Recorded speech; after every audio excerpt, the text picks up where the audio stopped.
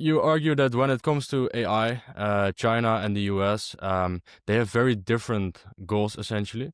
Where the US is really trying to get the best model, China really um, tries to integrate it much more in their processes.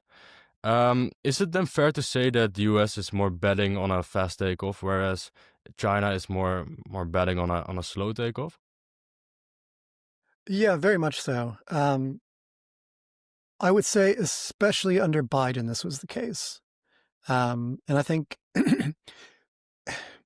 it's weird because I've, for the longest time, AGI was sort of a speculative thing. And you sort of think, well, it's limited to like people in AI labs and they're the ones sort of theorizing and talking about it. But actually it's becoming a real political force as well. Like your stance on this particular issue ends up determining your stance on a lot of other political issues as well. And I think under Biden, what happened, and this has sort of come out after the administration, left, was that it was loads of people who truly believed in a fast takeoff scenario for AGI. And at that point, pretty much anything justifies getting to that stage as quickly as possible and then, letting it take off and having another century or more of American dominance in the world. So I'll give one example of this, which is, it was a bit of a mystery for a long time. And it was like lots of critics pointing it out, but the export controls on China, preventing them from getting access to, the latest NVIDIA chips and all the manufacturing equipment and software necessary to produce them. The argument against it was always that, well, actually, by doing that, you're accelerating the imperative for China to develop their own domestic system. And it's totally true. Like, we've seen that in practice.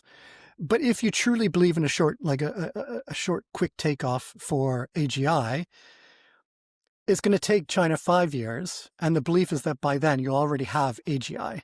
It's a race to get to that in the next 2 years, 3 years, 4 years. So for the people in the Biden administration who truly believed in AGI coming imminently, that critique of export controls just didn't matter. They weren't concerned about that.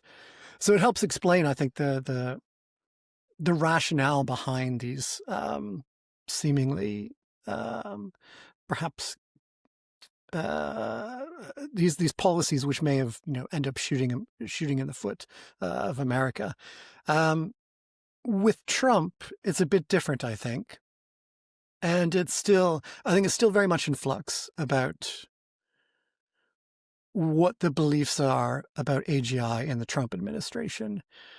I think there's much less belief in AGI in general, which is why there's much less concern about selling these chips to China. And in fact, there's a lot of people within the administration pushing to get these chips sold to China. And there was, a big controversy recently where there's trade negotiations between China and the US, and real concerns by lots of people that the US is going to sell the next generation of NVIDIA chips to China.